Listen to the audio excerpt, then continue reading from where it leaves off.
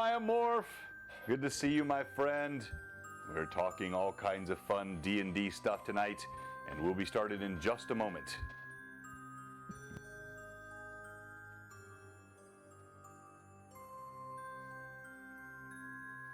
Can you hear me now, Evelyn? Yeah, I can hear you fine. For some reason, a thing popped up saying your microphone's not working. Oh no. I was like, oh, not good time. So I taught Skylar some psychology a couple weeks ago, probably about 3 weeks ago. I was like, Yeah. hey, here's the thing. Go ahead and text Becca this sentence. Because he had goofed around with Baby Shark. And we went through and the responses rolled back perfect. Yeah. Where I knew when he said, do you know what I'm thinking? She replied back, don't. Got it. So I taught him how to anchor thoughts or images into people's minds. So now, if we use a common phrase, you probably recognize the phrase, what time is it? Right? Tool time, right? Yeah. Right? So that's one of those anchors. So if we say in this house, do you know what song I'm thinking of? Or what song I'm thinking of, right? You can keep shortening it. Yeah. Baby Shark instantly comes to mind. That's amazing. Do you know what song we're thinking? Yep. And then by the time they say don't, it's already too late. Have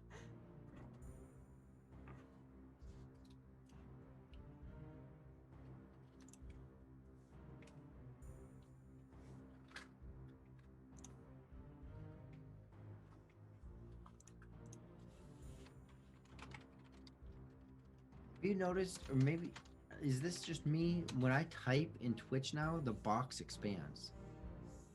I don't know. I mean, that happens to me when I use it on mobile, but I'm not really seeing that on my desktop version. It's kind of cool, but I never type that much to want it to expand. I'm not prepared for this. I did not write my dialogue out ahead of time. We'll get started here just momentarily. Never fear, Johnny D. Fox is here. Hey, Iculus! Good to see you, my friend. We'll have a fun chat tonight. I think a couple of you, this might be your first LMA live. Yeah. And it's a little more low-key. We just have a fun chat. I guess it's hard for me to stay low-key. I typically get excited and do something. But, yeah, it should be fun. I also came up with a couple more ideas for LMA topics today, by the way, John. I have them written down, so. Okay, good. I can't wait to see. And we should probably put up a poll, too. Yeah, we can do that. Okay. After LMA tonight, I have a couple of ideas about things I can do to better improve our Discord, but that's a conversation for after the stream. No, I love that stuff. And by the way, we have great viewers, too. So many of our viewers offer suggestions. I don't know, maybe I should be offended. No, I'm teasing. Like Steve Bloodwild, he sent me another one today, which I thought was a really good idea. Thank you, Jay. Good to see you, Josh. We got a couple of Joshes on, Patrick and Pat. So everybody, we're gonna have fun tonight. It's a quick conversation. We'll be done in about an hour. We started a little bit early, so we can make sure we can raid in time for tonight's. Some good stuff happening after our show. And we want to talk about Underdark Uprising to start off with. So we've got to keep pushing this. It is going to be a fantastic charity con. It's a 24-hour mega stream. And it's going to be on 19th and 20th of February. And let me show you the full agenda. So let me see. This is hopefully Friday. Did I do that right? Yep, this is the Friday stream. And so it's going to start at 8 a.m. Eastern time, and it will go all the way through. So I start at 8 p.m. Eastern time. It's a 4-hour, so we're going to go to midnight that night.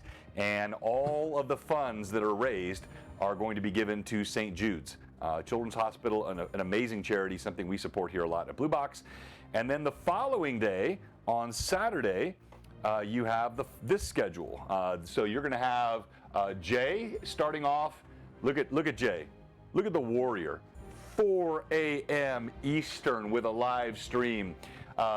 and he's got the ever mysterious Tim as the DM. Tim, a big friend of our show, the creator of the ever mysterious Tim crit tables, and a nefariously wicked DM.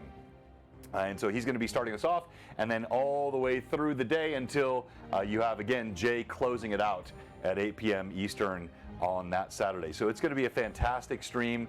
Make sure that you're there for that. You will not want to miss Underdark Uprising. I'll just tell you right now, the Blue Box stream that we have on that previous day, Friday, and I'll pull it back up here at 8 Central, that we already have Mike Disney is playing in that. We have 2 winners of our giveaways that are playing in that, including Daniel Hutchback. And I've got, guess what? I'm gonna give away another one tonight. So anyone that wants to play on that Blue Box one shot for charity on the 19th, you got to make sure you got a video cam and you can run Zoom and audio. But if those are the only requirements and a willingness to role play, and you can play with us, and we'll do that giveaway tonight as well. With all that said, we're getting into... Yes, go ahead, Roy. Is there like a place to sign up to see it or whatever, kind of like there was for the last one that we did? Is there something like that for people to sign into? You know, so we've used tabletop events for other streams like Greyhawk Con. That's something similar is being used for GaryCon. This is more of a private thing, so I don't... Jay, he was on earlier. I don't think there's a central place you can go to see the whole itinerary, but you know, I'll just keep pushing it out here, and we'll talk about it. Yeah, open and private. So, all right. With all of that said, the topic tonight is, which I appreciate, Jay. Thank you. Illusionists, and I have titled this tonight, the most complicated class. Now, I did that because my last LMA session was on Paladins, which I called the best class. And that is, you know, I'm a bit biased. But like, Illusionists are an amazing class. They have been much debated through all of D&D. And the more I researched, the more I looked at what these illusionists have been through the years, the deeper, sorry guys, I hit the wrong thing, the deeper the questions have gotten about running an illusionist in your campaign. So, before we jump into the topic tonight, I'd like Evelyn and Rory, just each of you, tell me what you think of when you think of illusionist. And of course, Rory, you're the man of the hour because you're playing one in Greyhawk Awakening. I think of Gimble.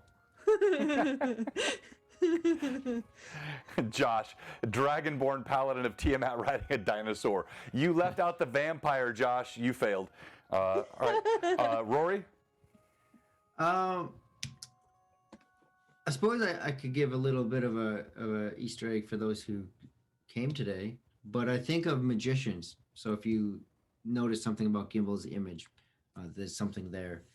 But you know, I think of magicians are someone who can either move their hands swiftly, someone who can distort what you perceive or think you perceive. So someone who, you know, and especially the way I played Gimble, someone who isn't necessarily looking to pull the first punch. No, so good. And so before I've got so much content, we will never get through it tonight. I already know that. I've got, everyone that's watched LMA, you know I love to go back to Dragon magazines. I've got 130 and 43 sitting in the wings. It's going to be fun. We're going to look at the original player's handbook. We're going to talk about a little bit of the evolution of the illusionist from 1E to 5E. But I just want to keep pulling some things out of the chat. So you can respond, Mad Chatters, but I still want to go back to Evelyn and Rory. What makes an illusionist difficult to handle as a DM or adjudicate properly in a game?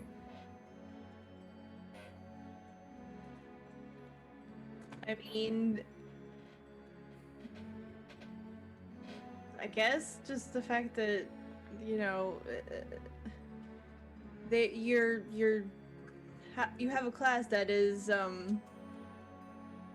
very different from a lot of the main, like, caster classes. Even the types of magic they do is very different, and how to, you know, fairly gauge that in, you know, correlation to the way the other classes function would be rather challenging for a DM, I would imagine.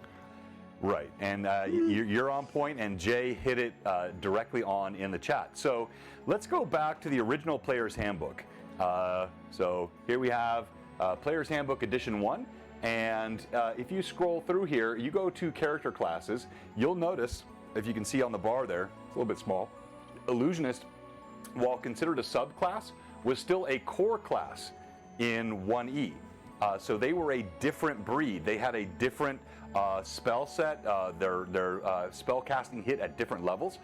Most importantly, magic users, sort of traditional magic users, could cast some of the illusionist spells at 3rd level that an illusionist could cast at 1st level. And we'll talk more about that a little bit later. But they were a very, very interesting class filled with both weakness and strength. They could really imbalance a campaign. And so when you look at the spells that they had, and let me scroll down here and go to spell casting, and let me blow that back up for you. Yeah, so this is all 1E, Johnny. That's what we're talking about here. So the Illusionist, and we'll skip through the additions momentarily. Illusionist, as you'll see, if you go to 1st level, sorry for the excess scrolling, at 1st level, they have something called Phantasmal Force. This is the most controversial spell for Illusionists through all editions. And then they get improved Phantasmal Force at 2nd level. A mage, a traditional wizard, does not get Phantasmal Force until 3rd level. So Rory, as an illusionist, and I'm sorry, man, I'm not trying to beat you up here, but I want to engage you and not make this a soliloquy. What does Phantasmal Force do that's so powerful, and why is improved different? I don't think I have that. Okay, thank you, Johnny. He said it's oddly satisfying to watch me scroll. So I recognize the spell. I actually don't have that. And I don't know if it's because we're playing off of the platform that we are with the app, but pulling it up. Yeah, so I'm gonna help. Yeah, I'm gonna help you out here. It's in there, but as far as like what.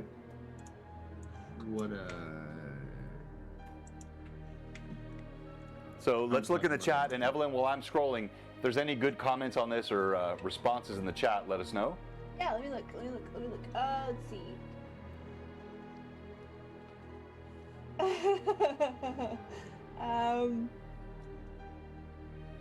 Sounds like a few people have had illusionist PCs in their campaigns before. Especially there's another gnome illusionist in here. Oh. It's like Gimbal, Bobcat. Nice. Thing that apparently in one of their earlier campaigns that they had a gnome illusionist PC. He said, I'm not sure he contributed anything other than humor to the game sessions. Oh, no, the snowball fight was more than humor, that was combat. I loved the snowball fight, that was delightful. I mean, like, within any D&D game, just a side note, but I feel like you need levity a lot of times. Exactly. And that was a good time for that, because after everything we had just gone through, with Shorewin almost dying, Ashran's on the brink, Getha almost dying, everybody in rough shape, and then being attacked by the giant, that moment of levity was so needed and so nice. Okay, so look, so now you're ranging into DM tips, which I love, which is not the topic tonight, but you're so dead on. Side note. It's the same thing so if you're a public speaker, what do they tell you to do? Modulate tone, modulate pace, modulate volume. If you're here all the time, people tune you out as a speaker. As a DM, if it's all so heavy, and I do a lot of the heavy stuff, like it's combat is serious and awful consequences and death around every corner. But if that's all you have as a DM, it becomes tone deaf to your audience and to your players. So the levity is a very important part, even though it's got nothing to do with the topic tonight. Now, I had to pause because I'm on Player's Handbook, Lehman's Tiny Hut. I had to pause there. Rest in peace, Leonard Kafka. A hero of the game, someone who contributed so much to the game, a big part of the Greyhawk community, a regular contributor on Jay's channel, and we lost him just months ago, and we have not forgotten him and all of his contributions. Skipping down then, we're now looking at the original Player's Handbook, and this is a 3rd level spell. So this is where you see the description of Phantasmal Force, and if you can read it, I'm going to zoom in on it more, and I'm going to ask our resident illusionist and gnome, Rory, can you read that for us? Well, I can't. I have it online, so hopefully it reads the same.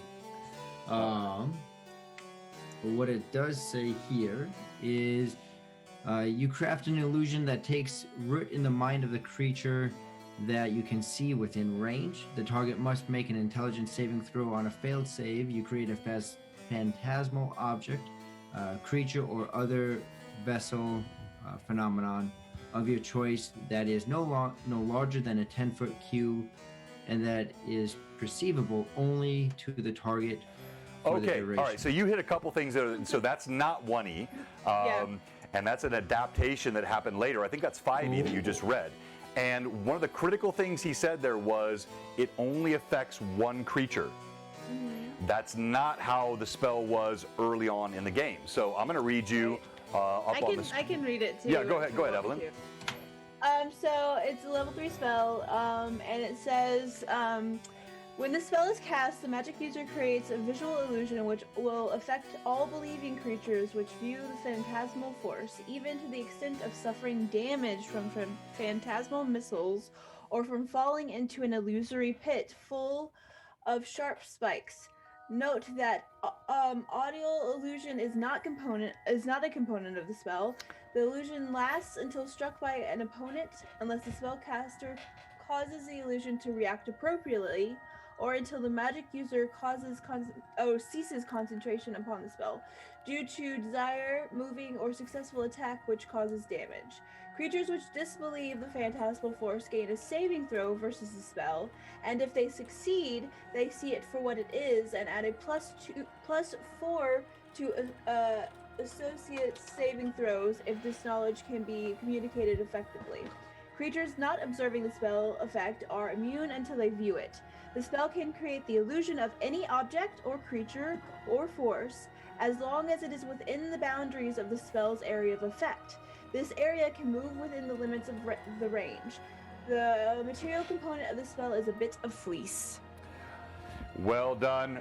Perfectly read. So, that is so rich in content. Now, one of the things she said is that Phantasmal Force has no audio effect, so it's only a vision. This is what you did, Rory, this last Sunday. You had flames erupting in the middle of the Lortmill Mountains as a threat to a frost giant.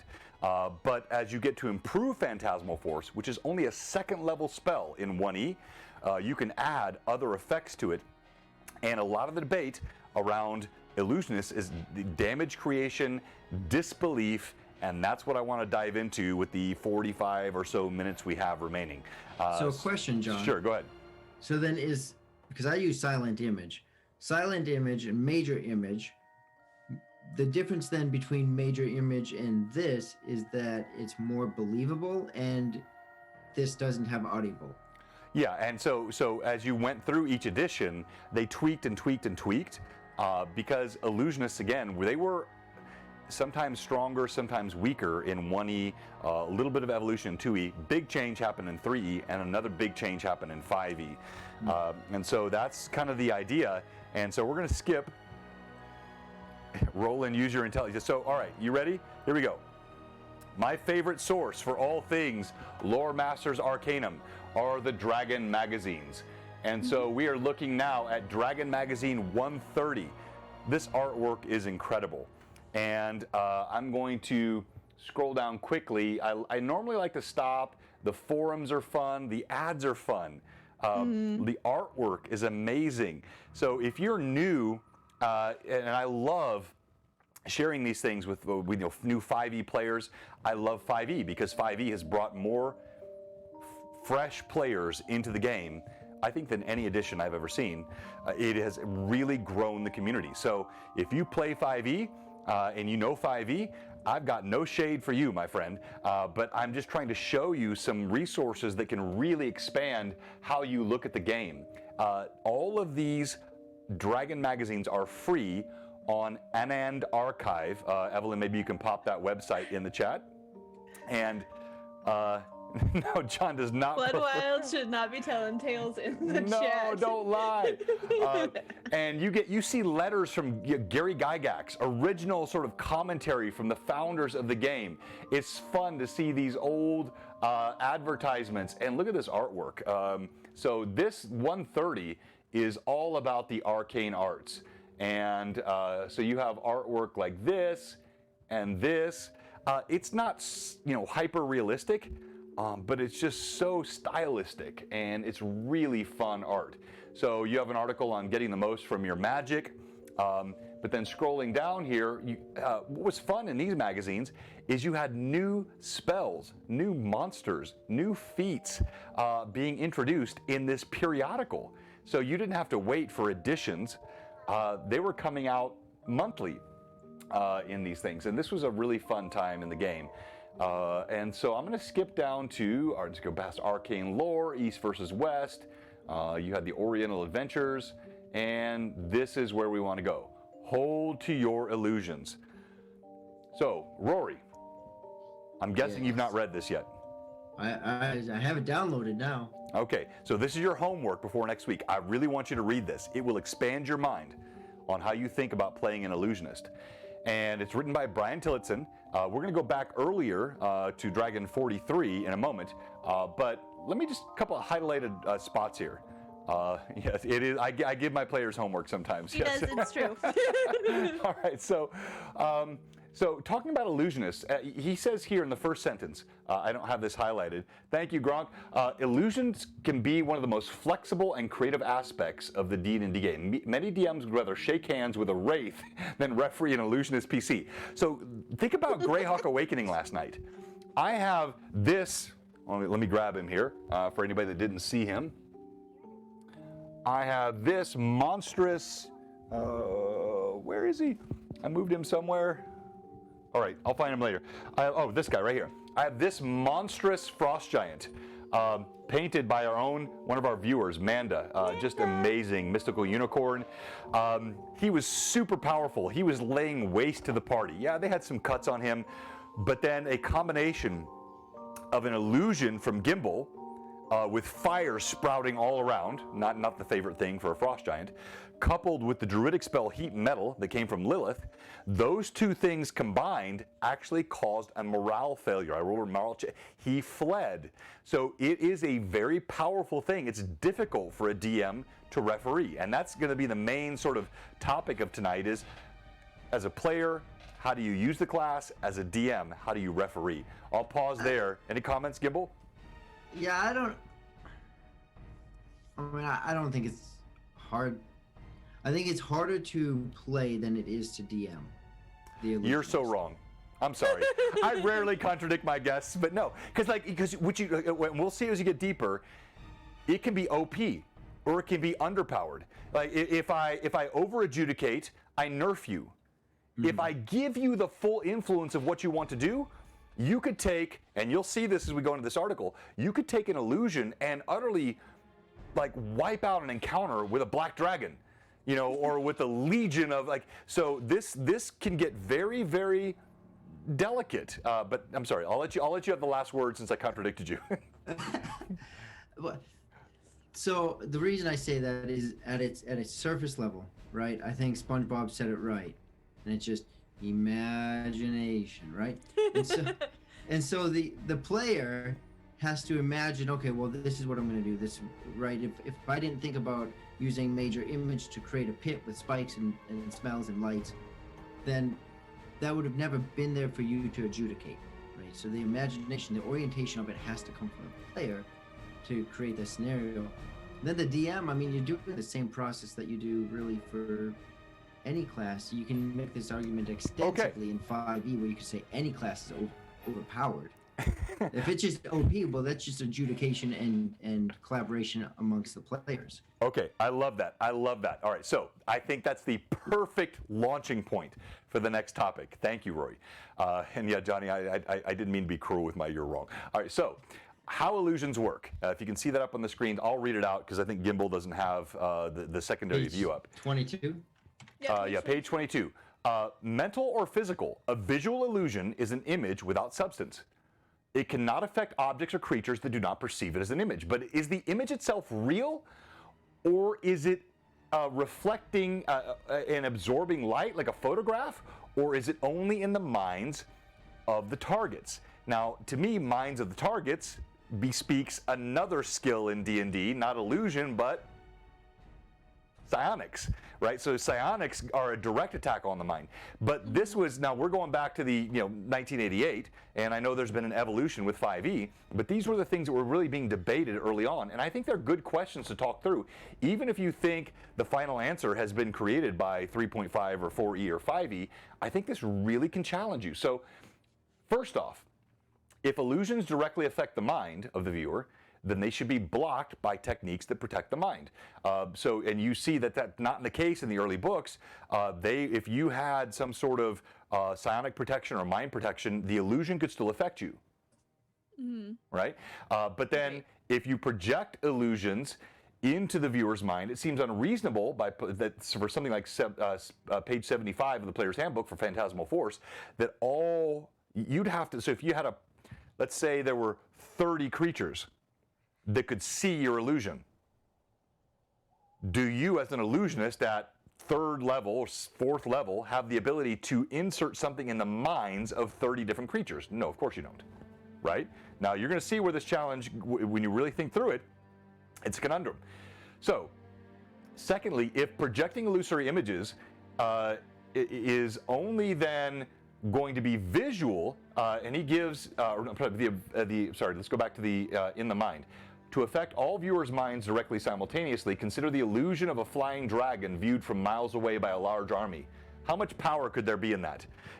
This dragon could scare away 400 men, and are you hitting just their minds, or is it a vision that you have put? If that's how it works, he said they are akin to powerful spells indeed. Now, let's dive a bit deeper. Let's just say they're purely, they're not attacks on the mind. They are literally something you see. And if you can add the audible glamour, so there's sound, right? And so you got the vision and the sound. If it's illusory, then where's the damage coming from? Right? It's because you have spells that literally cause illusion damage. So the greatest source of conflict about illusions is their ability to do damage. The answer is that it can't be except through the victim's mind. So the idea behind the conflict with illusions is, do they see it? Does it hit them in the mind? I have always said it's literally a physical illusion. You guys have seen me play it that way in the game. But if it's a physical illusion, does it have the power to create damage? We call this in sort of the traditional pseudo-medical community psychosomatic, right? So if you see something and you believe it so much, you can literally create damage to your body or pass out or suffer physical harm. But if I have the ability, hey, thank you for the follow, Sith Lord Daves. Yeah, mental damage in Pathfinder 2. It's very similar to psionics. So Josh Zarathanan said, what would the best illusionist spell be to use, John? Phantasmal Killer? Yeah, Phantasmal Killer is I mean, it's incredible, but improve Phantasmal Force that you can get at 2nd level spell casting in these original, it is, so this is where 5e made instead of putting it in the DM's hand, they made a rules adjudication. They changed it to only apply to one creature. Now that again says, well, if it's only to one creature, then you are affecting the mind. You're not actually showing an image, right? If you can project an image of a creature in the air, then everyone should see that image. If only one sees it, you're affecting the mind. If you're affecting the mind, that's the conundrum that comes back the other way, what we just first talked about. I'll stop there and let you guys or the chat respond.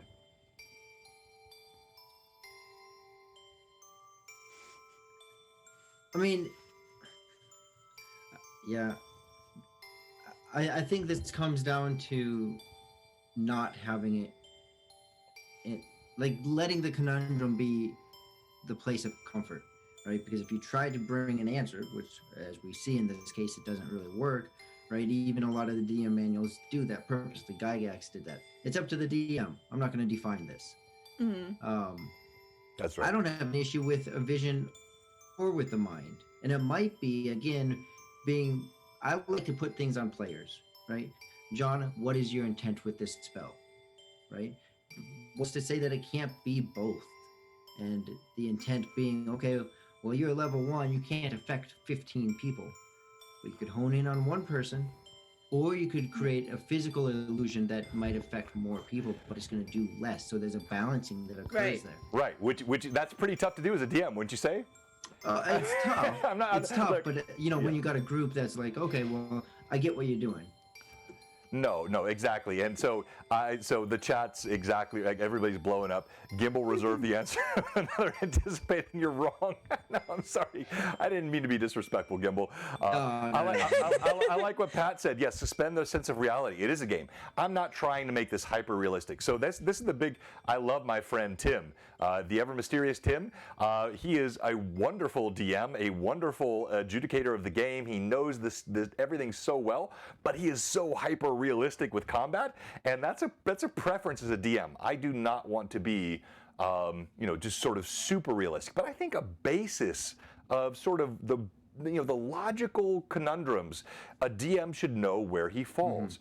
And if you think of I think it was here fun. It is fun to ponder. So Cold Steel Penguin, he said illusions affect the vision. Agreed. Now, if illusions affect the vision, how many can they affect? And we're going to go, we've got some answers here, or not answers. We got some possible answers, some things to think about. But can a 4th level illusionist put a dragon in the sky that scares away an entire army of 500? That's where this could become OP. Now,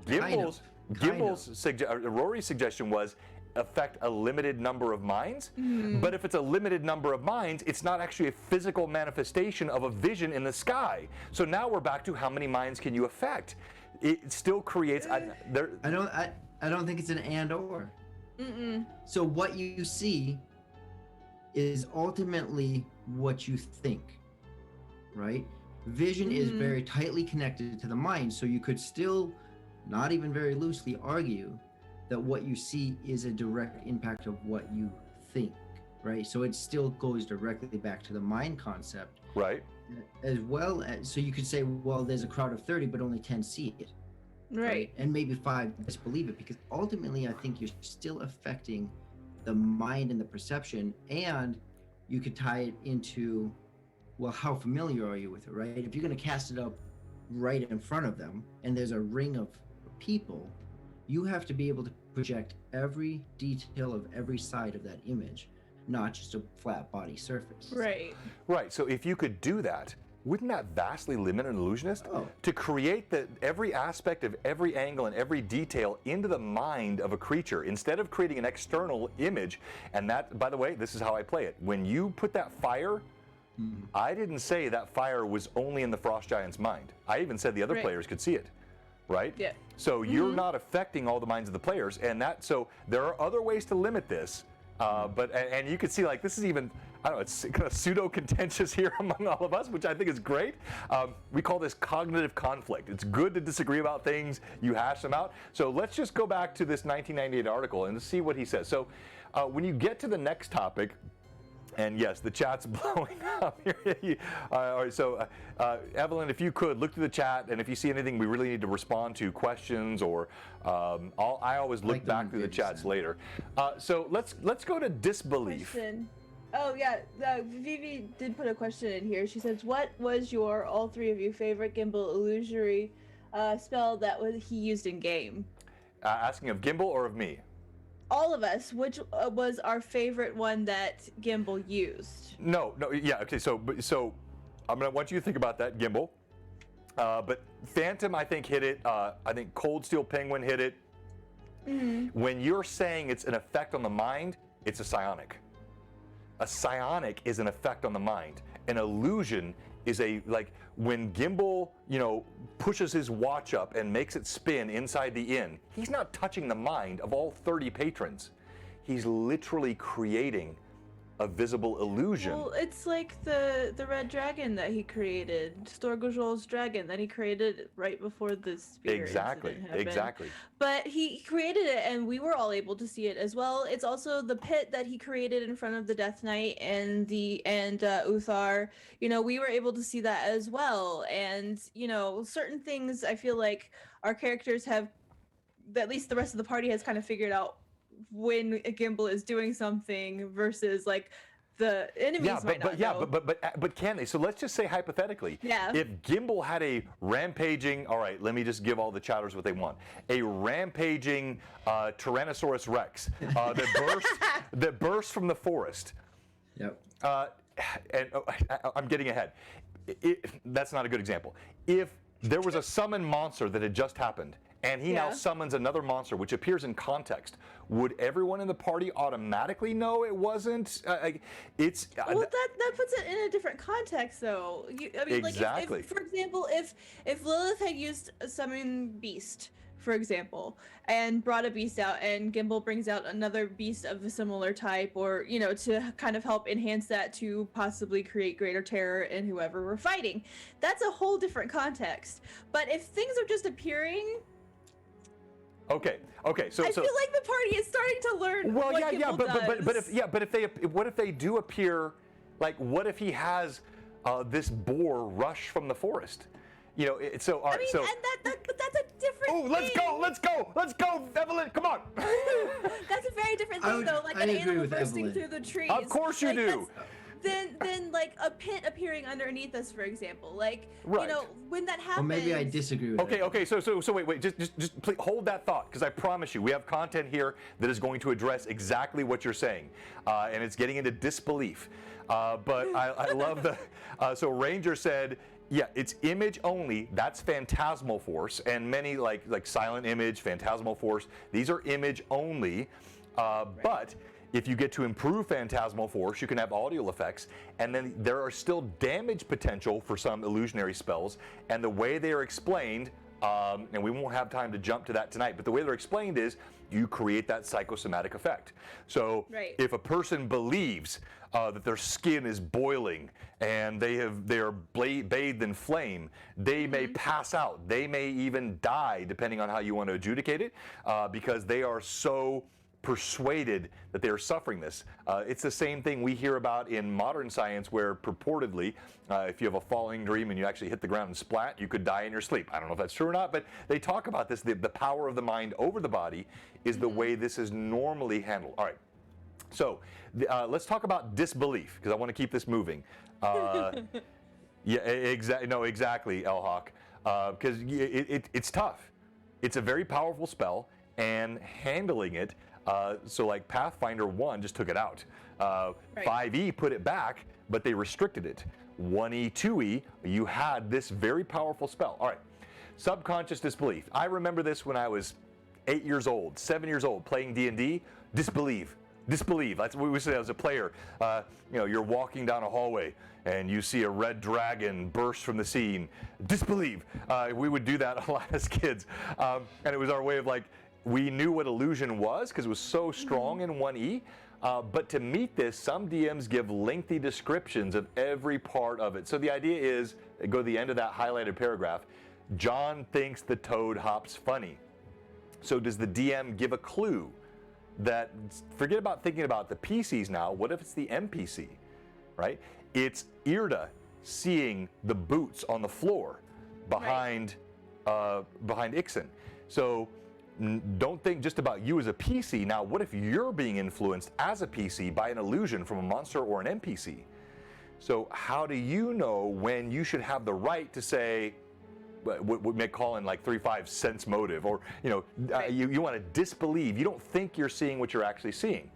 All right, so scrolling down here, defying the image. See my scroll bar.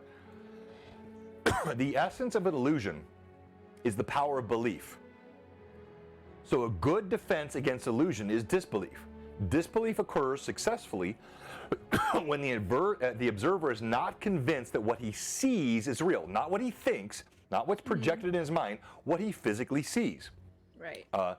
And so scrolling down now, what they have, and there's so much in this, you should definitely read this. It's your homework, as I said. The ability to detect illusion is influenced by intelligence. So beings with superhuman intelligence automatically detect some illusions. So they see something and they intuitively know it cannot be right, even if it looks convincing. And I've got a great table for this that I'll show you in a second. But then modifiers. So here's an example. How would you or a monster know that what they're seeing may not be real? Look at this highlight here on the right. I'll highlight it here. For example, illusory creatures popping up from thin air could give a bonus to disbelieve. Similarly, if a monster summoning spell had just been cast a couple of rounds before, they may not get that bonus to disbelieve because they've just seen literal monsters appear from that spell. Right? Right. So, right. So I'll stop there as I'm scrolling down. Comments from Evelyn or Rory? Or any questions? No, and that goes back to what we talked about a little bit before. I mean, that makes sense. Whereas you might not necessarily, even consider not believing that it was an illusion because you saw similar creatures created previously, just very recently. So, it almost tricks your brain to say, that's what's there. No, exactly. Real quick, Roy, before you go, the chat, you guys are awesome tonight. I'm catching up as much as I can. So Bobcat said he would require sometimes a secondary sensory input. And yeah, that's good, but depending on the spell, like Silent Image, you don't have that. So, how do you decide what happens with that silent image? John, remind me which Dragon Mag this is. So this is 130. Sorry, this is 130. And we're going to see number 43 in a moment. You're going to want to see both these. Hang with us. We got a lot of content coming in the next 15 minutes. This is rapid fire stuff here because there's too much to get through. And we might come back just like Paladins and do a secondary show. So this, Art of Christoph, that was the question you saw there. Elhawk said the most frustrating thing as a DM is when the NPC lies to the players and none of them think to sense motive or insight check. Yeah, but if it's a well-told lie, that's on the players, right? Mm-hmm. Go ahead, Roy. Yeah, so that exactly plays in then to what I was going to say about the illusion is an absolute warping of reality without justification is a... Yes. Easily disbelief. Yes, right? He's warping. So if there's no context to say that there's... Now, if you're around a lot of people that don't know magic, and you're uttering a spell... Oh, yes. And it's a illusion, but they've never encountered arcane magic, well, that's believable. Because they don't have that experience. Now, the whole party has been around Gimbal, a lot of time spent around him. So they might have that... Oh, okay, so an NPC is casting an illusion. Well, they are intimately around an illusionist, so their disbelief would make sense. I'm sorry, when you said intimately, I thought you were going to say aroused, the way you said that. Intimately aroused. So, no, you're exactly right, and that's the key. So you even said it's a warping of reality. It's something that's happening that I think is visible to everyone around. Now, the impact of it can vary, and we'll get to that. Here's a good example. If you look at the quote up here, Evelyn, can you read that highlighted part? Yeah, let me make my screen a little bigger, and then I will do that. Sure. Consider that the only visible difference between a 5 HD fireball and a 10 HD fireball is the intensity of the flame. Low-level illusionists are not skillful enough to simulate the intensity of more powerful spells. Do not waver on this point. A low-level character doing 20 or more dice of damage per round will wreck a campaign faster than any magical item. No, exactly. And the chatters kind of hit me here because I agreed, but I didn't really say it correctly. So an illusionist is not literally warping reality per se. They're creating the illusion of a warped reality, right? So that's transmutation. That's, there are many other schools of magic. And by the way, again, that comes to additions. In 1E, Illusionist was their own class. You saw that split out as you got to other editions, where they become a true subclass of a mage, and then you've got all your class sub. So I think that's an important point. If Gimbal casts a fireball and you have the ability to actually cause damage with it, not just the illusion of damage, but literal damage, how much damage can he cause? And that is where you can really drive level stuff. All right, so I'm moving quickly here because we have so much. So what about creatures in combat? So this question here, can a 6th level illusionist conjure up an army of 20 paladins, each armored with a longsword +5 holy avenger? It could be done, but it might not be very believable depending on where the fighting takes place. And this is where you get down, look at this second. And illusions control illusory creatures with as many hit dice as he has levels. That's what Rory was saying, right? So you balance as a DM how many creatures the illusionist can actually affect, and the hit dice of those creatures based on his level. I'll pause there. Comments, thoughts? So the understanding of that would be Gimbal is a 6th level illusionist, so he could only affect the vision of 6 creatures. So six like one hit die creatures or a 6 hit die creature. Now again, I don't like this. I don't play it this way. That's too limiting to me. This is where Blue Box is a highly customized rule set. If I have a 6th level illusionist, you take that frost giant, I'll tell you he was well above 6 hit dice. But what you created as an illusion, and then his intelligence, which we're going to see this in a second, that makes it a believable spell. Even though his hit dice are high, as a DM, you want to be thoughtful. And some of this is like, it's on the fly. And if you're a new DM, I don't want to overwhelm anybody. If you've just started playing the game and you're hearing all this like, oh crap, I can't do this, please don't fear it. Just like do the best you can and think what's logical in the situation. So Gimbal, a very talented illusionist at 6th level, he conjures flame, a very realistic spell for any magic user. Frost giant, not a highly intelligent creature, even though it's higher level, and what it is principally afraid of, it's a very believable illusion. Does that make sense? Mm-hmm. All right, let's skip through this because I want to get to number 43. So here's an example of a table of modifiers for disbelief. And this works for NPCs and PCs, monsters, right? So if the illusion is cast by an opponent that is believed to be an illusionist, so if they already kind of think you're an illusionist, well, there's a bonus. If it appears from thin air, there's a bonus to disbelieve. But if the effect is the same as a real creature already used by the opponent, then they have a minus. This is on a D20, and I think there's actually a better system I'll show you in a second in 43. But it just, my point is not necessarily to give you a table to live by. It's to provoke thought. When your illusionist in your campaign, or when your evil illusionist NPC is going at the party, think about these kinds of things, and it will help you make a game that is more fun. What about illusory magic items? So I like what he says here. I didn't highlight this, but I'll highlight it now. So illusions can include magic items.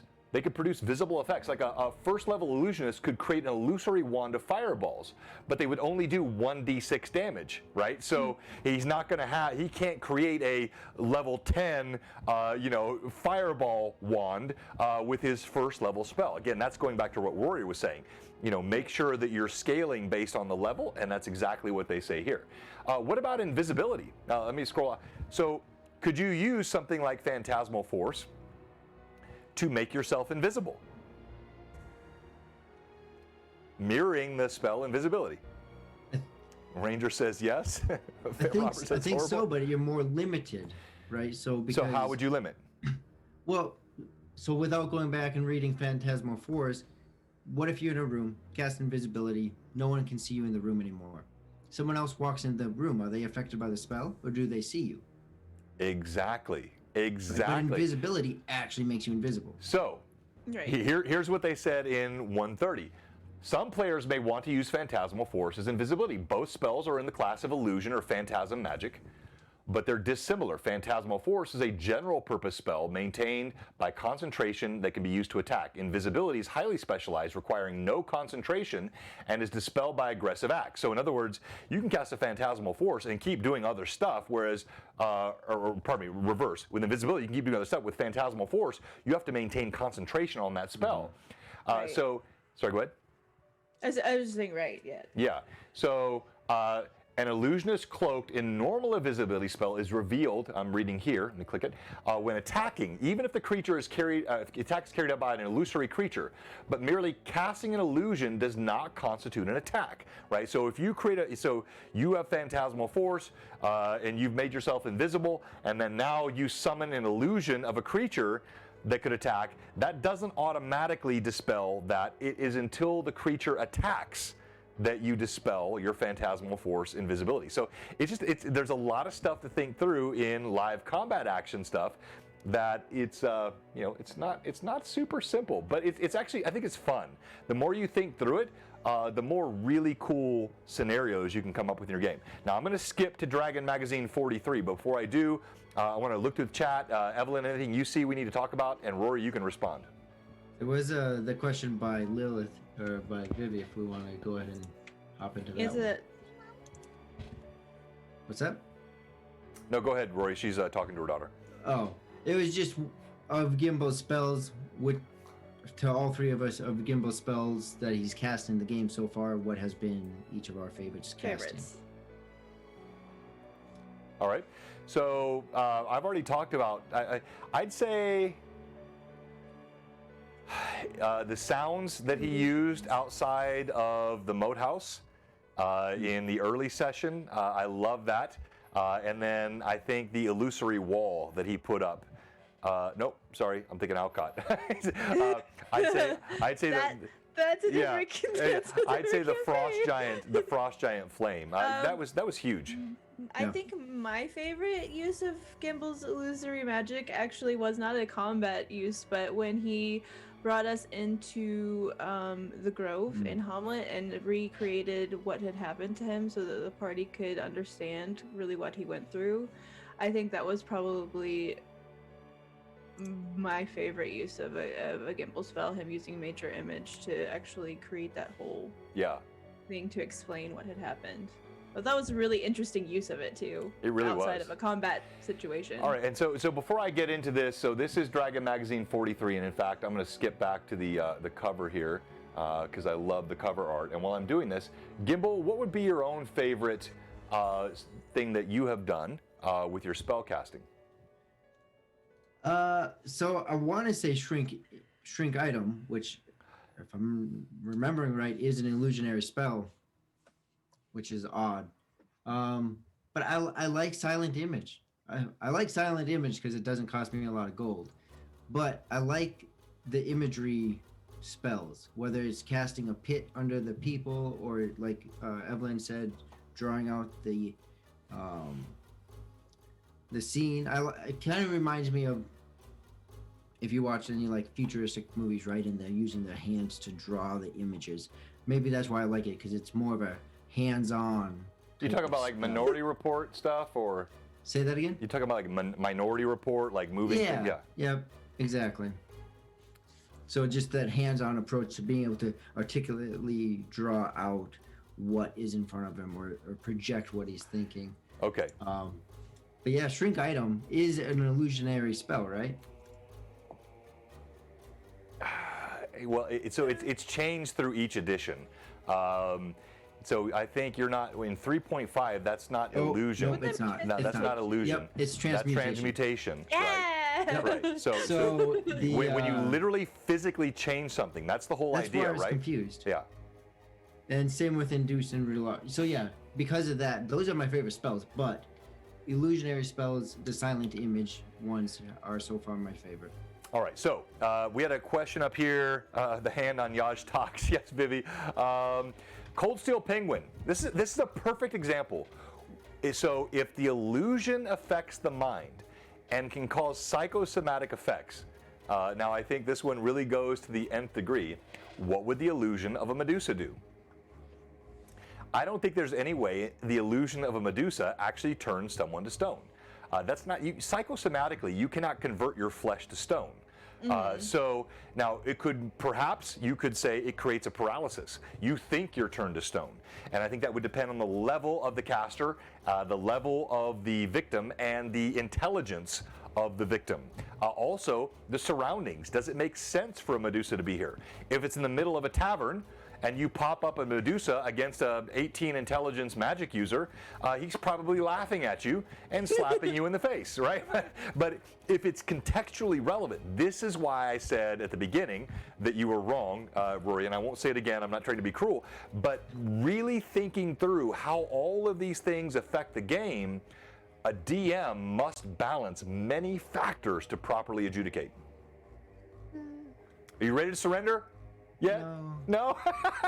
So tell me why it's harder to play. Maybe it's wrong to say that either or are harder to play, but it's just because the reason I still stick to it is because the original orientation of it has to come. It's very limited by the player, right? And the DM gets to just play off of that. And as long as you're a consistent DM, there's going to be an understanding that, okay, so this is how it's going to play out. I have a good idea of how you're going to play it out. Okay. Now you have to have that experience to balance that, and maybe that's the offset argument. But you have the ability to adjudicate based on the limitations of my imagination. Yeah. Okay. So yeah, I get that. I really do, and I'm not going to poke at this anymore. I'll let you. You. I think you said it's kind of even. Yeah. I still think I still think you're dead wrong, but that's okay. It's, like play a DM, and so yes, as an illusionist, you're just thinking through like, how can I use my spells to cool effect? Then when that happens, as a DM, you have to figure out like, how does that actually fit with all the environmental factors, the NPCs, the PCs, and also game balance. Like, you can't have something, even if it kind of makes sense. If it totally destroys the balance of the game, you can't do that. You have to be able to keep it. So I don't want to nerf an illusionist. I don't want to make him feel like his stuff doesn't work. But I also want to make sure he doesn't feel OP. And I think if you walk through Gimble's adventure, and he's had some dark days, he's the only PC that's 1 or 2. he's the only PC that's literally died in our campaign, and he had a very non-cheap resurrection. It took a lot, and it was powerful, and it's the only one that's happened in our campaign, because I don't think you just pop up out of the grave. It's not a CRPG, but he's been tortured, and now his familiar is sucked into the innards of a baleful cube, which is a wicked variation at Blue Box of a gelatinous cube. And Rory, you have taken it all with aplomb. Steve says I should nerf you. You're OP. I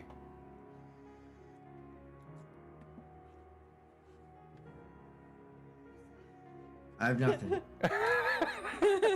You are definitely not our. Okay, so. I feel like he's already been nerfed a couple times.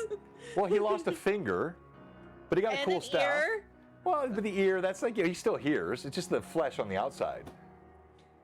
I mean, but like, you're still taking body parts, and he doesn't have all the body parts. Well, I didn't literally take his body parts. It was just his PC. Is it harder for him to cast spells with 9 fingers and a stub? No, because he has an illusory 10th finger that he uses. So. Yes. All right. Another benefit of the staff he found. All right, so here's another one. Number 43, great article by Philip Myers, much shorter. The first one was long. This one, not too long at all. Shedding Light on Illusions.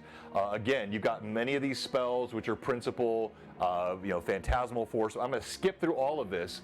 I really like the table he has here. So he says, intelligence measures a creature's ability for problem solving. It's the most important internal factor. We're talking about disbelief here. Wisdom is a form of intuition. Skipping down. As the external factor, surprise could be a factor, right? So an illusion might be more likely to succeed if you caught the victim by surprise. They were not prepared. And so, like, if I see the it clown in my doorway tomorrow morning, I'd probably freak out momentarily because I wasn't ready for it. Then the primary external factor, however, should be the penalty for disbelief. Should be the situation itself. As a suspicious image, like a dragon turtle on dry land, that gives greater cause for disbelief. Or a troll, than would a troll who's been living in the cave next door for 20 years. So situational judgment by the DM as to how likely it should be. So here are some following categories. So I won't read through all of them, but they give 6 categories here. They range from information recommending disbelief. So I'll read that one. So when an associate calls out, so Millie says to Brim, "It's not real." That was horrible, Millie. Sorry. It's not real. I find that rather offensive. Yeah, you should. You should. So you call it out, Brim. It's not real. Brim, it's not real. Okay, I wasn't that far off. All right. So then only an idiot would fail to disbelieve that illusion, right? But then go all the way down. So you got like neutrality, doubt, expected image. So let's go to level 6. Here are the circumstances that actually support the victim's belief in the illusion. In other words, if the victim sees something they already expected to see, Millie walks in to the smith. She sees the smith she expects to see. Then she is much less likely to have a passive disbelief of that. And again, of course, it's up to the DM to assess each situation. Each time an illusion is used, it's been selected on the table, and I like this table. They do a percentile table here in Dragon Mag 43. Again, this is all free. And archive. You can get every single Dragon magazine for free. And so you judge by intelligence, and then the situations here. So if I'm, animal or semi, then even if I shouldn't believe what I see, I may. But then you go up here, it's on second half of the page. If I'm exceptional, or if I'm like Gimbal, I'm genius, or super genius, or godlike, then it takes a lot to get me to believe an illusion. I am much more likely to see through that thing. And then you have adjustments, like are there olfactory or thermal components expressed? So that's what happened with the giant last night. You had both the visual illusion, he was taken aback, then the physical, when Vivi, which was so clever of her, hit him with the heat metal, and he feels the heat from the flame because of the druidic spell. It penalizes him heavily to disbelieve the illusion, and he's certainly not exceptional or genius in intelligence, and he is running, and Gimbal has just scared off a creature which could have TPK'd the entire party. All right, so we are almost out of time. I'm going to pause there. Rory, Evelyn, thoughts, and anything else from the chat that I missed? I got a quick thought, and that would be that I like the thought that there's always an exception to the rule. His name is Gimbal. But anyways, with this chart that you're showing, so Gimbal has high intelligence, Gimbal understands illusions, yet if Gimbal was to see an illusion, especially if it was something like improved in phantasmal force or major image, of the experiences, say Halia cast that illusion of him back in that spot, I would think that he might be potentially heavily penalized because it's more than just vision, it's a memory. Yeah. Yes, exactly. Yes. Yeah, it's memory, it's expectation. If you see something you expect to see, your cognitive bias will automatically plug in and believe it. It's not that you even if it's in the wrong scenario, though. Yeah, well, yeah. So it's both, right? Yeah, it's both, right? So let's take Ixen, right? No, it's the other campaign. But if it's like, let's say you have a villain, Halia, that's plagued you, and you've only seen her before in inns but now she shows up in your bedroom, you would still believe that. Because it's a combination of location, experience, and this is why, as a DM, and to me, it's not that hard. You just have to make decisions in the moment that feel fair to the game and fair to the other players. Evelyn? Well, and I was gonna say, and with Halia too, she's popped up enough times, just appeared several times now. So it's not that it wouldn't be unexpected necessarily for her to just randomly pop up again. Exactly. Either. Exactly. So Exactly. So I just got Sunday disadvantages from Terry, and I love Johnny. People are like, this may be a meme now. I shouldn't have said it, Rory. I didn't mean to be that harsh, but they're like, John, you're wrong. You're wrong. Well, and that's why too, with like, back to the example with the blacksmith and Irda, like when she was initially approaching Ixen and the illusion of the blacksmith as that's who it was, until she saw the boots on the floor, and that's what made her suspect something was up, and that's why her whole demeanor shifted. That's kind of that aspect of the whole, where the disbelief comes in without actually saying, I disbelieve this. Exactly. And I thought you played that really well, by the way. And then, yeah, Ranger said Dino Illusions and Blue Box equal DC2. Very easy to overcome, because you know they wouldn't be happening on my stream. Or so you thought. All dinosaurs are illusions. Okay, so I think it's been a fun chat. I think this should be part of a multi... we need to get back into this. And Rory, again, I'm so sorry. I did not mean to come off disrespectful. I like a little bit of cognitive dissonance. I like a little bit of challenge, and I thought it was a fun chat. If we all get on and agree with each other, it's much less entertaining. Yes. But you have crushed playing an illusionist. In fact, yeah, I'm gonna say it. You played this illusionist better than any player I've ever had play this kind of character in any of my campaigns in 41 and a half years. You put so much thought into it, so much creativity, and I don't think you've ever really tried to be OP with it. You come up with creative concepts, and if I have a player like you playing it the way you do, it's not that hard to DM. But you can see where if you're pushing the boundaries there, Yes. it could get a lot tougher. All right, Evelyn, something you want to say? All right. Nothing to add. All right, well, Johnny I got a quick question for yes. you. Uh-huh. Well, I can still get it on air. Okay. Uh-oh. Now I'm nervous. Because we're Mute! Where's the mute button? because we're a blend of editions. Yes. Does that mean I have access to like first edition? Wait. No, thank you for... I almost forgot this, and this was one of the main things I wanted to talk about. You absolutely do.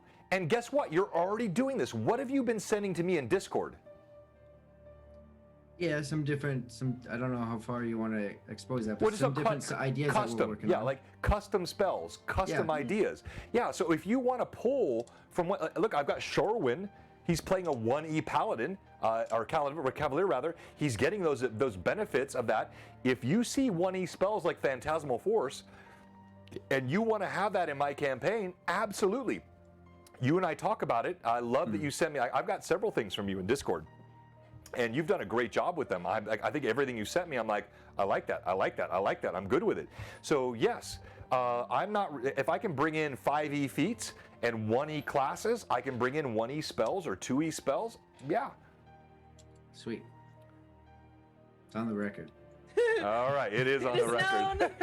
I'm locking it in here. So let it be written, so let it be done. All right, so as we conclude, and we're getting ready to raid, thank you so much, all of our mad chatters. You guys were on fire tonight. This was a really well-attended LMA. We were over 60 most of the night. That's probably one of our highest on LMA. If you're watching right now and you haven't followed, I promise you, we play lots of great old school D&D, lots of fun role play, lots of mini and terrain like you see behind me here, and give us a follow. If you're a follower and you haven't subbed, or you're a sub whose sub expired, or you've not followed yet, we have one question for you. What are you doing? Give us a follow, give us a sub, and we're going to get ready to raid, but we're going out with Gimbal, and Gimbal, you get the last word on Illusionists. Oh, I was Thank you, not Geek ready for Puppet. that at all. I know, I like hitting you not ready. Sure. From the mind of Gimbal, remember, no matter where you are, no matter who you're with, life is fun, jolly, and bright. If you let it be. Oh, Oh, the giveaway! I forgot the giveaway. Okay, real quick. Everybody, stay on. So, giving away because I want to get to the J raid. Stay with us. We will be raiding J momentarily. I don't mean like literally, painfully raiding him, but just actually like just a raid on Twitch. Oh gosh, this is a great article too. I didn't even get to this old school role playing. We'll come back to this. They go through Illusionists through the years. It's a great article. So let's go to Nightbot. and we're going to do a straight giveaway. There'll be no rolling for this for sake of time.